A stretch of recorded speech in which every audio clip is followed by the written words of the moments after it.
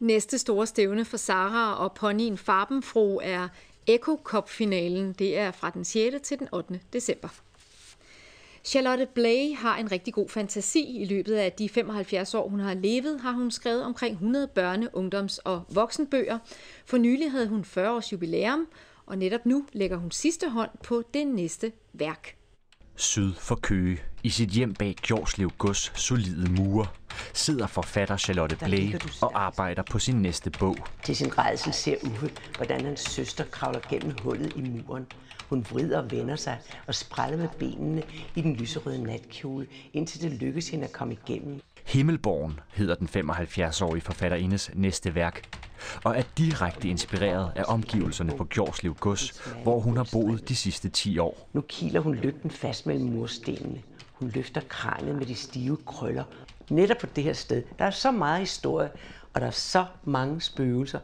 Jeg simpelthen har været nødt til at fortælle om Himmelborgen. Sådan er det med Charlotte.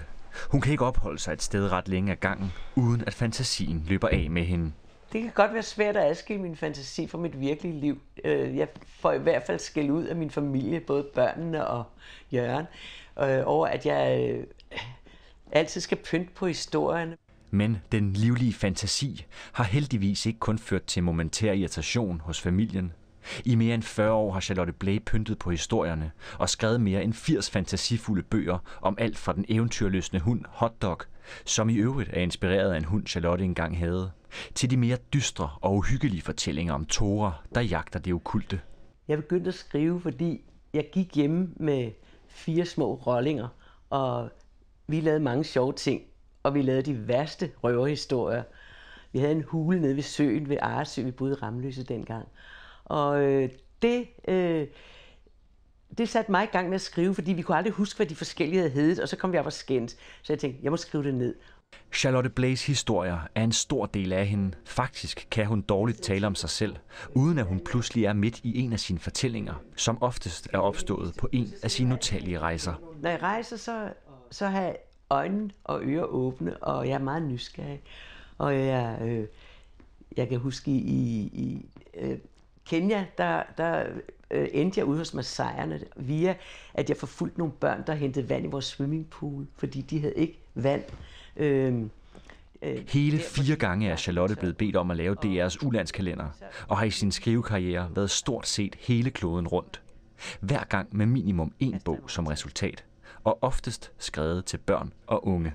Jeg elsker at skrive til børn og unge, fordi de er åbne, og de har ikke fordomme endnu, og man kan åbne sindet